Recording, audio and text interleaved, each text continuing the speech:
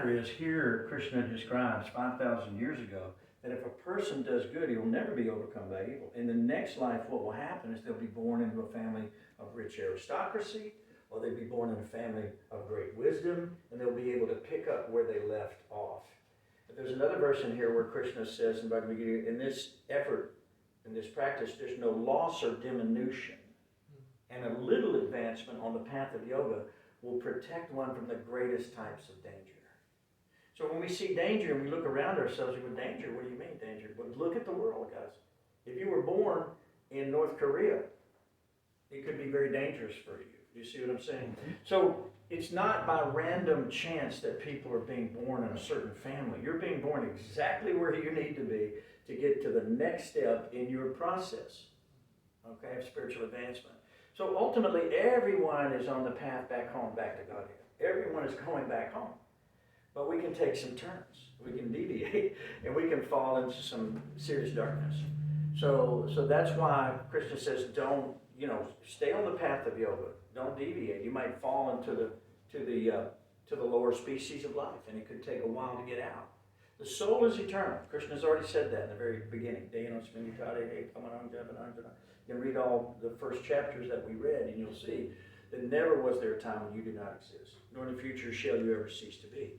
But you were born in a body in this life in a particular family to pick up where you left off.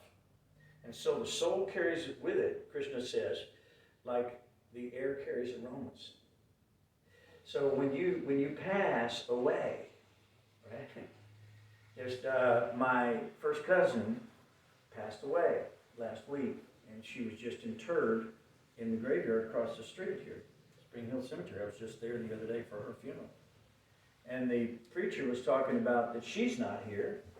The ashes that were her have just gone back into the material elements, but she's gone to be with the Lord.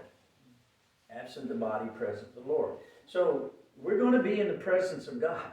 There's no question about it. We are in the presence of God right now. And when we call God's name, we're in the presence of God.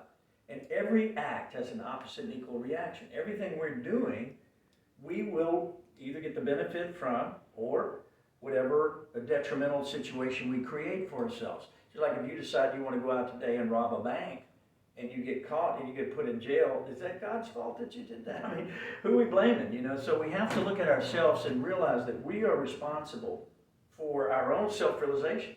We're responsible for our activities. So those activities, when they're in line with the universal will, which is God's will for us all, they're beneficial. Not only to you, but they're beneficial to everything and everyone. Every living creature is benefited when we surrender ourselves and our own will to the supreme will. There's no question. But when you act independently, then that becomes like an engine where one of the pistons is missing. Everything's running rough, and you can't hardly get where you want to go, and ultimately you can break down. The vehicle itself can break down. The body is a vehicle for the soul.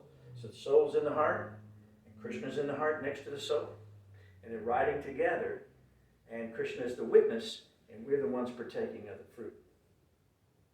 So if we offer the fruit, when we get it back to God in gratitude, and we realize that, oh man, everything I see is God, everything that I have is God, everything that you are is God. When I look at you, I see God.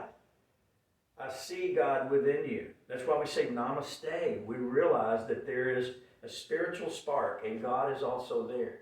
You are a temple of God, literally. We're walking temples of God. And so is the amoeba. So is everybody.